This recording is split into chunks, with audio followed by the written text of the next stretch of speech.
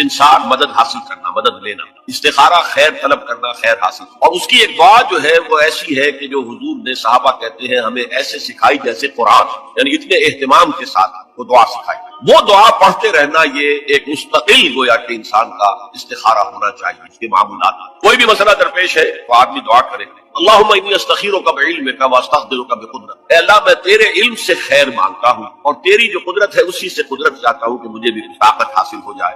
اللہم انی استخیرک بعلمک واستقدرک بقدرتک واسألک من فضلک العظیم، اور مانگتا ہوں تجھ سے تیرا بہت بڑا فضل. اللہم ان کنت تعلم ان ھذا الامر خیر لی فی دینی ومعاشی وعاقبۃ امری، اے اللہ تیرے علم میں اگر یہ کام جو میں کرنے چلا ہوں یا یہ رشتہ جو ہم کو تجویز کر رہے ہیں، اگر تیرے علم میں یہ ہے کہ یہ ہمارے لیے دین اور دنیا اور آخرت کے اعتبار سے بہتر ہے، فاقدرہ لی، تو وہ ہمارے لیے اس کو ہمارے لیے آسان کر دے، میسر کر دے، میسر لی، اسے ہمارے لیے آسان کر دے، ثم بارک لی فی، اور پھر اس میں ہمیں برکت عطا فرما. وَإِن كُنتَ تَعْلَمُ أَنَّ هَذَا الْأَمْرَ شَرٌّ لِّي فِي دِينِي وَمَعَاشِي وَعَاقِبَةِ أَمْرِي، اور اگر تیرے علم میں یہ ہے کہ یہ کام ہمارے لیے شر ہے، برائی ہے، دین میں بھی دنیا میں بھی اور عاقبت کے اعتبار سے، فَاصْرِفْهُ عَنَّا يَا عَنِّي، تو پھر اس کام کو مجھ سے دور کر دے، وَاصْرِفْنِي عَنْهُ، اور مجھے اس سے دور کر دے، اسے مجھ سے دور کر دے. وَاقْدُرْ لِي الْخَيْرَ حَيْثُ كَانَ ثُمَّ أَرْضِنِي بِهِ، اور اللہ خیر جہاں بھی ہو تیرے علم میں وہ ہمارے مقدر میں کر دے اور پھر ہمیں اس کے اوپر راضی بھی. تو یہ استخارہ تو بہت ہی عمدہ بات ہے اور یہ تو ہمیں اکثر معاملے میں کرنا چاہیے. البتہ وہ استخارہ نکالنا،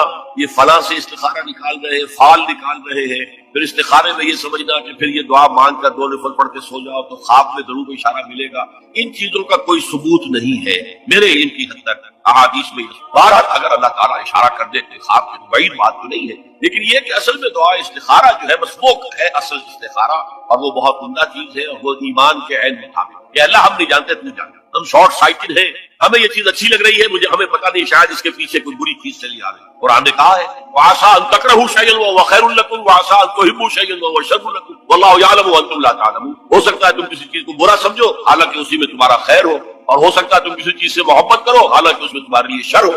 اللہ جانتا ہے تم نہیں جانتے. تو اسی کو کہتے ہیں تفویض الامر الی اللہ، اپنا معاملہ اللہ کے حوالے کر دو. اللہ تو اگر اسے ہمارے لیے خیر سمجھتا ہے تو آسان کر دے، اگر شر سمجھتا ہے تو خیر طلب کرتے.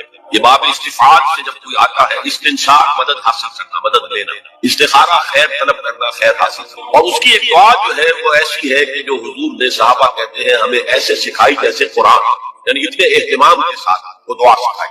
وہ دعا پڑھتے رہنا یہ ایک مستقل گویا کہ انسان کا استخارہ ہونا چاہیے. اس کے معمولات کوئی بھی مسئلہ درپیش ہے تو آدمی دعا کرے، اللہم انی استخیرک بعلمک واستقدرک بقدرتک، اے اللہ میں تیرے علم سے خیر مانگتا ہوں اور تیری جو قدرت ہے اسی سے قدرت چاہتا ہوں کہ مجھے بھی طاقت حاصل ہو جائے. اللہم انی استخیرک بعلمک واستقدرک بقدرتک واسألک من فضلک العظیم، اور مانگتا ہوں تجھ سے تیرا بہت بڑا فضل. اللہم ان کنت تعلم ان ھذا الامر خیر لی فی دینی ومعاشی وعاقبۃ امری، اے اللہ تیرے علم میں اگر یہ کام جو میں کرنے چلا ہوں یا یہ رشتہ جو ہم کو تجویز کر رہے ہیں، اگر تیرے علم میں یہ ہے کہ یہ ہمارے لیے دین اور دنیا اور آخرت کے اعتبار سے بہتر ہے، فاقدرہ لی، تو وہ ہمارے لیے اس کو ہمارے لیے آسان کر دے، میسر کر دے، میسر لی، اسے ہمارے لیے آسان کر دے، ثم بارک لی فی، اور پھر اس میں ہمیں برکت عطا فرما. وَإِن كُنتَ تَعْلَمُ أَنَّ هَذَا الْأَمْرَ شَرٌّ لِّي فِي دِينِي وَمَعَاشِي وَعَاقِبَةِ أَمْرِي، اور اگر تیرے علم میں یہ ہے کہ یہ کام ہمارے لیے شر ہے، برائی ہے، دین میں بھی دنیا میں بھی اور عاقبت کے اعتبار سے بھی، فَاصْرِفْهُ عَنَّا يَا عَنِّي، تو پھر اس کام کو مجھ سے دور کر دے، وَاصْرِفْنِي عَنْهُ، اور مجھے اس سے دور کر دے، اسے مجھ سے دور کر دے. وَاقْدُرْ لِي الْخَيْرَ حَيْثُ كَانَ ثُمَّ أَرْضِنِي بِهِ، اور اللہ خیر جہاں بھی ہو تیرے علم میں وہ ہمارے مقدر میں کر دے اور پھر ہمیں اس کے اوپر راضی بھی. تو یہ استخارہ تو بہت ہی عمدہ بات ہے اور یہ تو ہمیں اکثر معاملے میں کرنا چاہیے. البتہ وہ استخارہ نکالنا، یہ فلاں سے استخارہ نکال رہے ہیں، فال نکال رہے ہیں، پھر استخارے میں یہ سمجھنا کہ پھر یہ دعا مانگ کر 2 نفل پڑھ کے سو جاؤ تو خواب میں ضرور اشارہ ملے گا، ان چیزوں کا کوئی ثبوت نہیں ہے میرے علم کی حد تک. احادیث میں بہرحال اگر اللہ تعالیٰ اشارہ کر دے کہ خواب کے اندر تو بعید بات تو نہیں ہے، لیکن یہ کہ اصل میں دعا استخارہ جو ہے بس وہ ہے اصل استخارہ، اور وہ بہت عمدہ چیز ہے اور وہ ایمان کے عین مطابق کہ اللہ ہم نہیں جانتے تو جانتے، ہم شارٹ سائٹڈ ہیں، ہمیں یہ چیز اچھی لگ رہی ہے، ہمیں پتہ نہیں شاید اس کے پیچھے کوئی بری چیز چلی آ رہی ہے. قرآن نے کہا ہے وَعَسَىٰ أَن تَكْرَهُوا شَيْئًا وَهُوَ خَيْرٌ لَكُمْ وَعَسَىٰ أَن تُحِبُّوا شَيْئًا وَهُوَ شَرٌّ لَكُمْ وَاللَّهُ يَعْلَمُ وَأَنتُمْ لَا تَعْلَمُونَ. ہو سکتا ہے تم کسی چیز کو برا سمجھو حالانکہ اسی میں تمہارا خیر ہو، اور ہو سکتا ہے تم کسی چیز سے محبت کرو حالانکہ اس میں تمہارے لیے شر ہو. اللہ جانتا ہے تم نہیں جانتے. تو اسی کو کہتے ہیں تفویض الامر الی اللہ، اپنا معاملہ اللہ کے حوالے کر دو. اللہ تو اگر اسے ہمارے لیے خیر سمجھتا ہے تو آسان کر دے، اگر شر سمجھتا ہے تو اپنے من میں ڈوب کر پا جا سراغ زندگی. قرآن کیا کہتا ہے وفی انفسکم افلا تبصرون، اور تیسری اہم ترین آیات کیا ہے؟ آیات قرآنیہ. ان تینوں میں گہرا ربط ہے. آیات آفاقی، آیات انفسی، آیات قرآنی.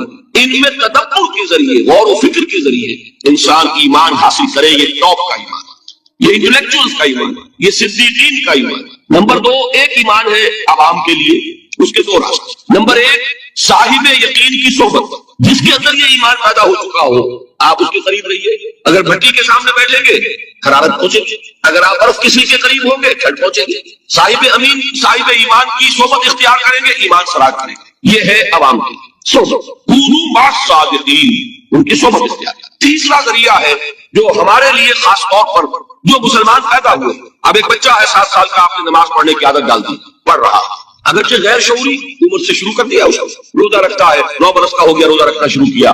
یہ اعمال جو ہے ان سے بھی ایک یقین پیدا ہوتا ہے. جیسے یقین سے عمل پیدا ہوتا ہے، ایسے ہی عمل سے بھی یقین پیدا ہوتا ہے. جب مداومت کرتے رہیں گے اس پر تو اس سے بھی ایک یقین کی کیفیت انسان میں پیدا ہو.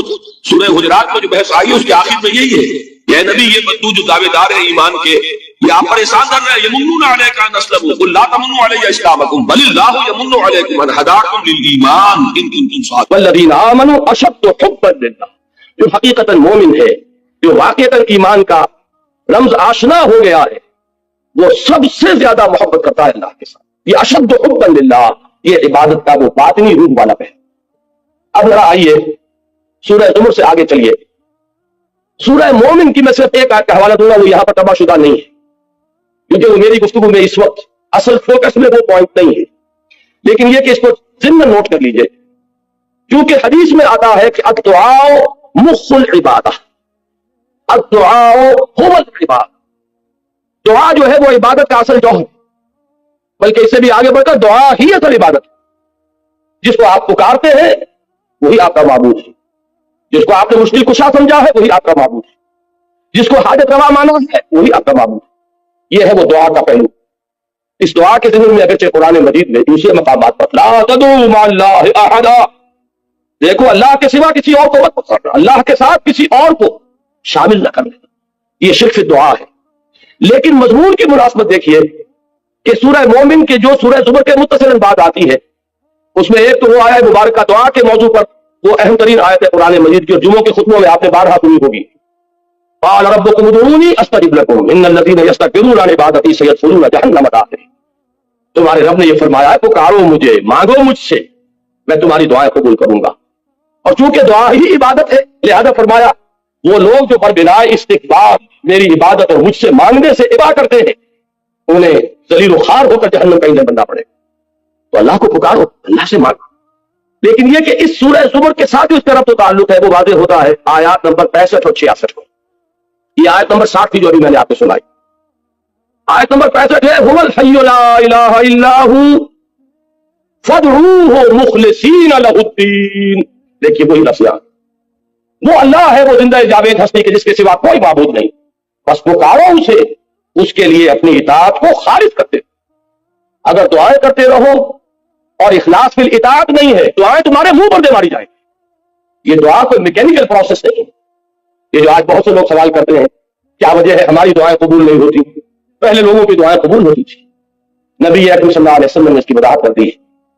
آپ نے نقشہ کھینچا کہ ایک شخص ہے جو بہت دور سے سفر کر کے حرمین پہنچا ہوا ہے، منتظم سے چمٹا ہوا ہے، یا جبل نور پر جھینگا مشتی کر کے اوپر پہنچا ہوا ہے، سب سے اوپر پہلوان قسم کا آدمی، اور اس نے ہاتھ اٹھائے ہوئے ہیں، پکار رہا اللہ رجلا اشعث اکبر یطیل السفر، بڑا لمبا سفر کر کے آیا ہے، کپڑے غبار آلود ہیں، بال گردے سے اٹے ہوئے ہیں، یمد یدیہ الی السماء، اور اپنے دونوں ہاتھ آسمان کی طرف پھیلا رہا، یا رب یا رب. وَأَنَّا يُسْتَجَابُ لِذَلِكَ، اس شخص کی دعا کیسے قبول ہو؟ وَمَطْعَمُهُ حَرَامٌ وَمَلْبَسُهُ حَرَامٌ وَغُذِيَ بِالْحَرَامِ، حالانکہ اس کا کھایا ہوا حرام کا ہے، اس کا پہنا ہوا حرام کا ہے، اس کا جسم حرام سے بنا ہے، حرام غذا سے تلو تخش بنایا ہوا ہے. یہ چیز اس کی دعا کے لیے ایک حجاب بن گئی ہے. کیسے ہو؟ فَأَنَّا يُسْتَجَابُ لِذَلِكَ، ایسے شخص کی دعا قبول ہو تو کیسے؟ آپ کو کتابیں ملیں گی دعا کی قبولیت کے مقامات کون کون سے ہیں، دعا کی قبولیت کے اوقات کون کون سے ہیں، یہ ساری چیزیں جمع ہو گئی. اس سے زیادہ متبرک مقام کوئی، اس سے زیادہ مقدس مقام کوئی ہوگا. وہاں پر پہنچ کر بھی انسان دعائیں مانگ رہا تو اس کے منہ پر دے ماری جاتی. کیوں کہ مخلصین لہ الدین، یہ شان تو یہ نہیں ہے تو دعا میں. ہاں یہ بات ذہن میں رکھیے کہ در توبہ جو ہے وہ وہاں ہے کھلا. آج توبہ کرے، وہی اٹھ کر توبہ کرے، پختہ عزم کرے کہ پروردگار آج سے اخلاص فی الدین کے ساتھ تیری بندگی کروں گا، جو کچھ ہو چکا ہے اس کو معاف فرما، آئندہ کے لیے عزم مسلم کرتا ہوں. تو توبہ کا دروازہ کھلا ہے. معلوم یغرغر، جب تک کہ موت کے آثار شروع نہ ہو جائے توبہ کا دروازہ کھلا ہے. باز آ ہر چی ہستی باز آ، گر کافی و گور و بت پرستی باز آ، یہ درگاہ ماں درگاہ نومیدی نیست، 100 بار اگر توبہ شکستی باز آ. توبہ کا دروازہ کھلا ہوا ہے، لیکن عزم مسلم کرو گے تو ابھی دعا قبول. یہی سورہ بقرہ میں آیا ہے رمضان کے ذکر کے بعد. وَإِذَا سَأَلَكَ عِبَادِي عَنِّي فَإِنِّي قَرِيبٌ أُجِيبُ دَعْوَةَ الدَّاعِ إِذَا دَعَانِ فَلْيَسْتَجِيبُوا لِي وَلْيُؤْمِنُوا بِي لَعَلَّهُمْ يَرْشُدُونَ. میں کہا کرتا ہوں کہ یہ ون وے ٹریفک نہیں چل سکتا کہ تم ہم سے منوائے جاؤ، ہماری بھی تو مانو، جو ہم کہہ رہے ہیں اسے بھی تو سنو، ہماری پکار پر بھی تو لبیک کہو. یہ تو دو طرف معاملہ ہے. فَاذْكُرُونِي أَذْكُرْكُمْ، تم مجھے یاد رکھو میں تمہیں یاد رکھوں. ان تنصروا اللہ ینصرکم، اگر تم اللہ کی مدد کرو گے اللہ تمہاری مدد کرے. حدیث میں آتا ہے کہ میرا بندہ میری طرف چل کر آتا ہے تو میں دوڑ کر، وہ بارش بھر آتا ہے میں ہاتھ بھر آتا، وہ مجھے اگر اپنے دل میں یاد کرتا ہے میں بھی اسے اپنے جی میں یاد کرتا، وہ میرا ذکر اگر کسی محفل میں کرتا ہے میں اس سے بہت اعلیٰ محفل میں اس کا ذکر کرتا. یہ دو طرفہ معاملہ ہوگا. لہذا مجھ سے منوانا ہے تو میری مانو. فَلْيَسْتَجِيبُوا لِي وَلْيُؤْمِنُوا. اب اسی دعا کے مادے سے ایک لفظ اور بنتا ہے دعوت. دیکھیے انفرادیت سے اب میں اجتماعیت کی طرف جا رہا ہوں. انفرادیت سے اجتماعیت کا جو پل ہے وہ دعوت ہے. ایک اللہ کا بندہ جس نے انفرادی سطح پر اس توحید کے عملی تقاضے کو اپنی زندگی میں پورا کر لیا، وہ بندہ رب بن گیا. وہ انشراح صدر سے کہہ سکتا ہے کہ انی عبد اللہ، میں اللہ کا بندہ ہوں. اب وہ کیا کرے گا؟ اب اسی کی دعوت دے گا. اس لیے کہ ایک فرد سے چراغ روشن ہوگا، دیے سے دیا جلے گا. یہ بات تم نے اگر اپنی زندگی میں اختیار کی ہے اس کو عام کرو. جس سے تم محبت کر رہے ہو اس کی محبت کی جوت جگاؤ دوسروں کے دلوں میں. جس کی اطاعت کو تم نے اپنے اوپر لازم کیا ہے اسی کی اطاعت کی طرف لوگوں کو بھی دعوت دو کہ اس کے سامنے جھکے. یہ ہے مرکزی آیت سورہ حامیم السجدہ کی. وَمَنْ أَحْسَنُ قَوْلًا مِّمَّنْ دَعَا إِلَى اللَّهِ وَعَمِلَ صَالِحًا وَقَالَ إِنَّنِي مِنَ الْمُسْلِمِينَ. اس شخص سے بہتر بات اور کس کی ہوگی جو اللہ کی طرف بلائے اور اس کا اپنا عمل درست ہو. یہ نہیں ہے. یہ سورہ بقرہ میں یہودیوں کے بارے میں فرمایا گیا أَتَأْمُرُونَ النَّاسَ بِالْبِرِّ وَتَنْسَوْنَ أَنفُسَكُمْ وَأَنْتُمْ تَتْلُونَ الْكِتَابَ أَفَلَا تَعْقِلُونَ. کیا تم لوگوں کو نیکی کی دعوت دیتے اور اپنے آپ کو بھول جاتے ہو؟ ذرا حال ہے کہ تم کتاب پڑھ رہے ہو تو کیا تم عقل سے کام نہیں لیتے؟ یہ ان کا طرز عمل تھا جو بدقسمتی سے آج ہم نے بھی اپنایا. لیکن یہ کہ اصل میں دعوت کا مقام آتا ہی اس کے بعد ہے کہ خود اللہ کے بندے بنو، کہو کہ میں ہوں اللہ کا فرما بردار، اور اب لوگوں کو دعوت دو.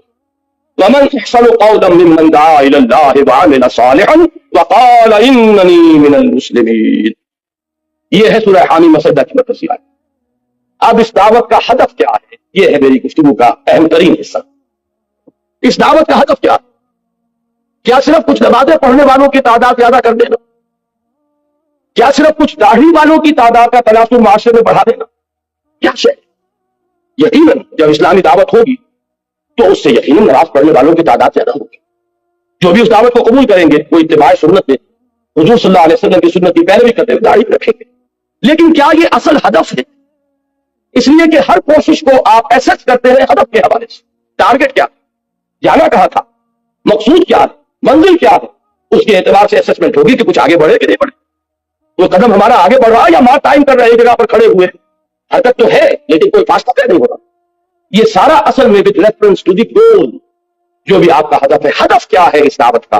وہ ہے جو سورہ شورى کی آیات 13 تا 15 جو اس موضوع پر قرآن مجید کا